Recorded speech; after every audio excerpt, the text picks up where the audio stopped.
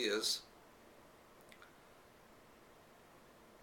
I had occasion to be at the bris, the circumcision of another grandchild, and I wish to reflect with you some of my thoughts that have gone through me on this day. Many of you have expressed encouragement. Quite a bit of you have expressed disdain and horror and disgust at the practice of Jews to circumcise their children. And here I stood naming the little boy by the name of a great teacher who lived about 200 years ago. And as the circumcision was being done, and it was not awfully painful, but was painful, and the child cried. And I thought about some of your comments and some of the thoughts that many of you have communicated through the comments on my postings concerning circumcision. We've gone through the arguments. I need not go back over the arguments that you and I may agree or disagree upon.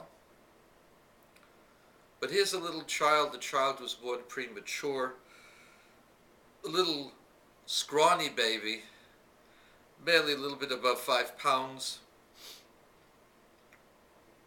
and the father who loves this child, this is part of him, puts the child in the hand of a mohel who is going to hurt the baby. And why is he going to hurt the baby? Because God commanded this in the Torah. This is what we believe. And many of you can accept it, and many of you can't accept this concept of a God commanding people to do something that is foreign to you. That's what we call cognitive dissonance, that because you have certain prejudices, it is difficult for you to accept a different opinion. We believe that the parents have the responsibility to raise the child in a certain way and to teach the child what to do and what not to do. And just as the parents teach the child not to eat non-kosher, which is called treife, and to direct the child away from Big Macs and Burger Kings and Wendy's and big boy restaurants and all of the pizza places, Domino's and so on. All of those places are treife. And yet, the parents tell the children they're not to go in those places. They're not to eat from them. Not only that, but any piece of food that goes into their mouths is scrutinized to see if it's kosher. And if it's kosher with a good and responsible hechsher, responsible rabbinic body saying that it is kosher. And just as the parents are obligated to teach their children and to direct their children and feed their children only kosher, and to tell their children not to buy from places that they would enjoy, where the food is cheaper, somewhere down the line these kids will be on their own, and they will have to pay for their own food. And we are obligated to teach our children not to eat treife, not to go to non-kosher restaurants, not even to sit down in them and eat a salad. And the reason for this is because of the Torah, because God commanded this in our Torah 3,300 plus years ago. same God told us that we have a responsibility for Jewish males to circumcise them from the age of 8 days. And it's not easy to get a child to be circumcised at 8 days. This child had to be circumcised several weeks into his life because he was born too small, too soon. But as soon as the child was healthy, the child was circumcised by his father. Because a parent has a responsibility of educating the child and directing the child in the proper path. So says God in the Torah.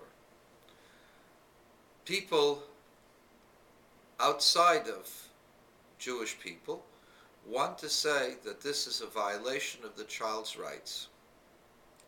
And of course, in certain parts of Scandinavia, you can sue your parents for punishing you.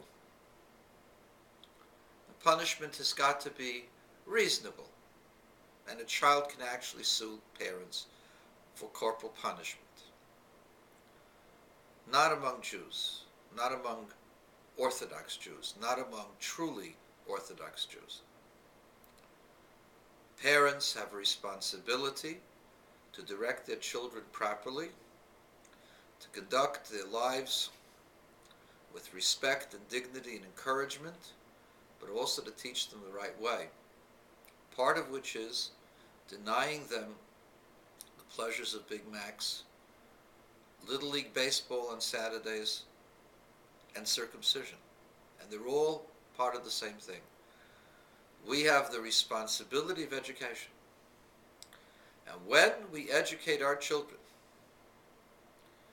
in the way that the Torah teaches us, that God teaches us through the Torah, we have product that we can present to the whole world that adheres to the rules of the Torah as they're stated,